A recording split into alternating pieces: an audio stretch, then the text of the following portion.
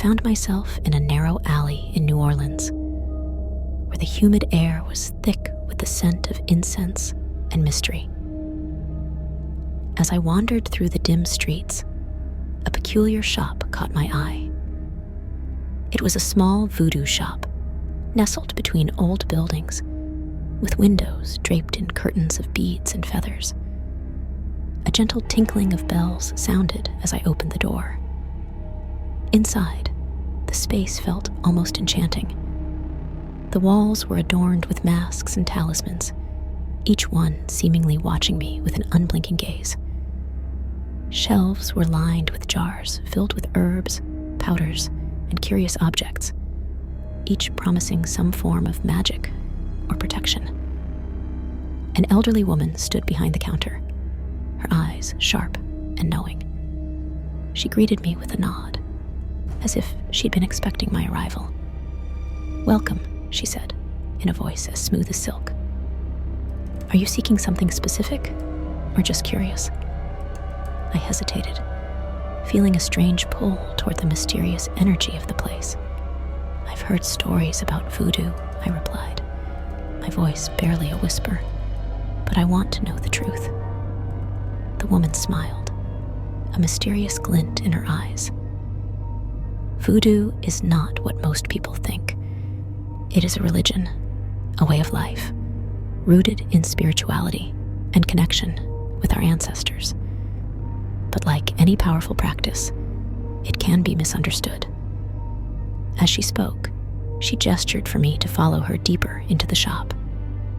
We entered a small room at the back, dimly lit by candles flickering in the corners. In the center stood a large altar covered in offerings of flowers, coins, and small effigies. The air felt heavy, charged with a sense of reverence and mystery. "The stories you hear," she continued, "often speak of dark magic, of curses and zombies. But these are myths, fueled by fear and ignorance. True voodoo is about healing, about understanding the balance of the universe and respecting the spirits that guide us."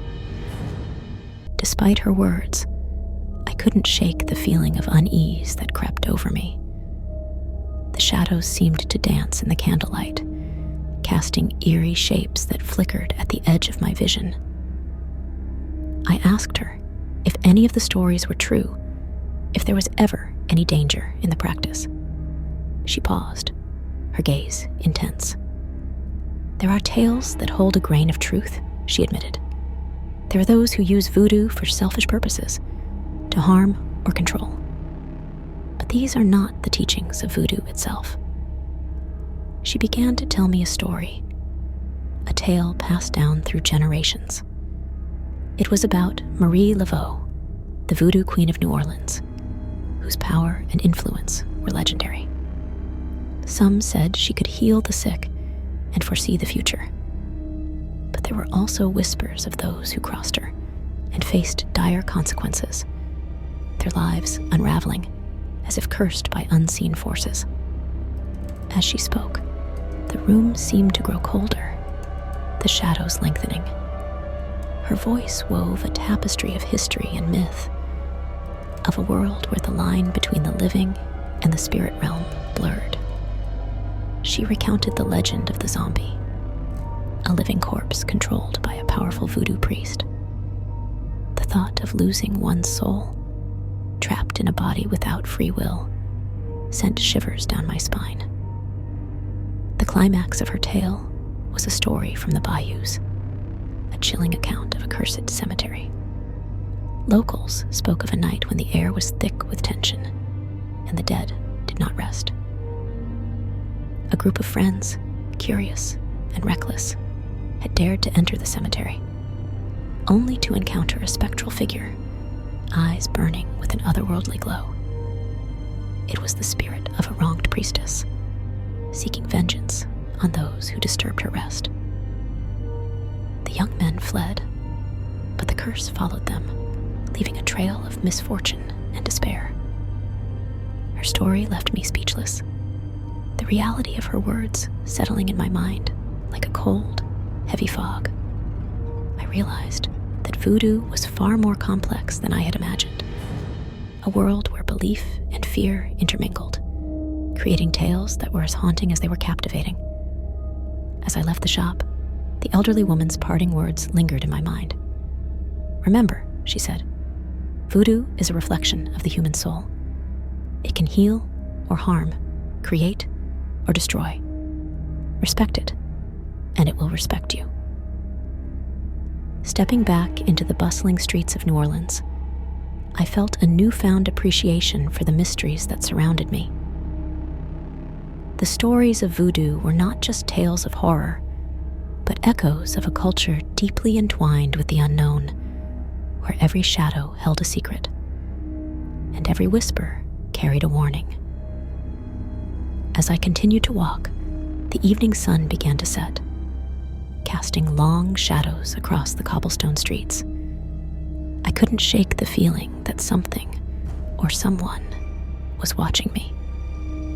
The thought lingered in the back of my mind as I made my way through the French Quarter, the vibrant sounds of music and laughter contrasting sharply with the eerie silence of the shop I had just left. Later that night, as I lay in bed in my small hotel room, the woman's stories replayed in my mind.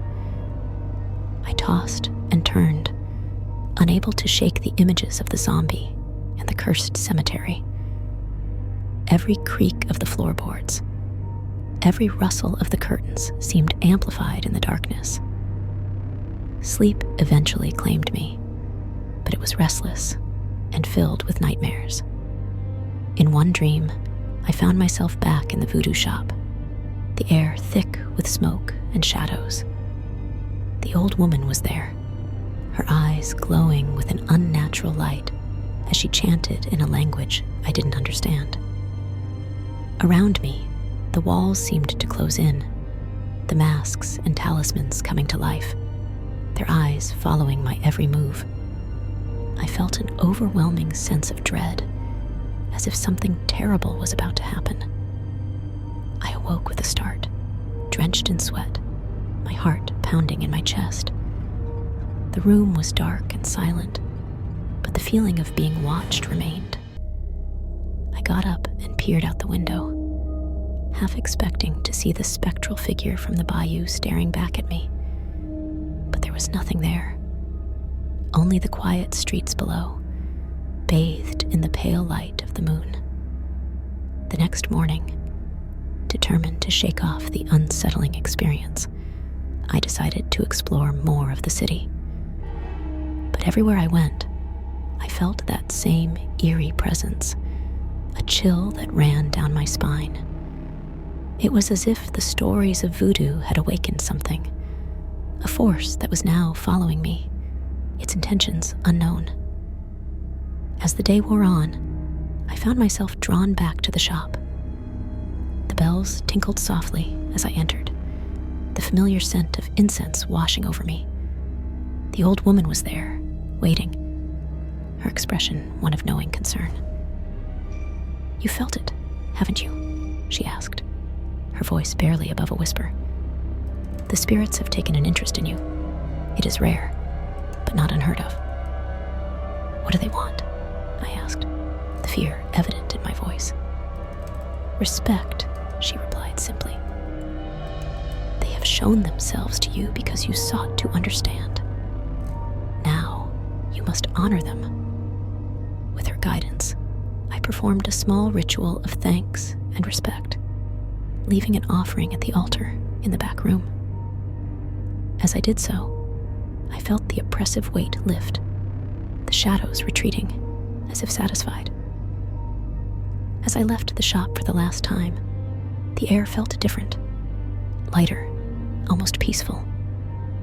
The sense of being watched had faded, replaced by a feeling of connection and understanding.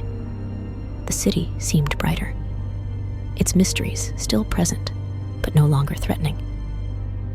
I realized then that the horror stories of voodoo were not just tales of terror, but reflections of the power and complexity of a rich cultural tradition. They were a reminder of the unseen forces that shape our world, and of the respect and understanding required to navigate them safely. With a newfound appreciation for the city and its secrets, I continued my journey, eager to discover more of the hidden stories that lay waiting in the shadows. As night fell, I wandered back through the French Quarter, the vibrant sounds of music and laughter echoing around me. I couldn't shake the feeling that something still lingered from my encounter with the spirits. The streets were alive with energy, yet a strange chill crept over me, a sense of foreboding that tugged at my thoughts. Suddenly, the air grew heavy, and the world seemed to slow. A shadow moved across my path, darker than the night, coalescing into a figure that blocked my way. Its eyes glowed with an unnatural light, and a sinister smile spread across its face. This was no ordinary spirit. It was something far more menacing, a demon from the depths of the Voodoo underworld. "You've seen too much," it whispered, its voice a harsh rasp that cut through the night. "You seek to understand what should remain hidden." I backed away, my heart racing, but the figure advanced, its form shifting and flickering like smoke. With a gesture, it reached out, and I felt an invisible force pulling me closer, dragging me toward the darkness it commanded. "You cannot leave," it hissed. "You belong with us now, in the shadows." Desperation surged through me as I remembered the old woman's words. I reached into my pocket, pulling out a small talisman she had given me, a simple charm meant to protect against evil. With trembling hands, I held it up, hoping it would be enough to ward off the demon's grasp. The charm glowed with a faint light, and the demon recoiled, its form wavering. It let out a low growl, its eyes narrowing with anger. "This is not over," it warned, its voice fading as it dissolved back into the night. The air cleared, the oppressive weight lifting as quickly as it had descended. I was alone again, the bustling life of the city returning around me as if nothing had happened. Yet I knew what I had faced was real, a glimpse into the darker side of the Voodoo world, where shadows hid ancient and powerful secrets.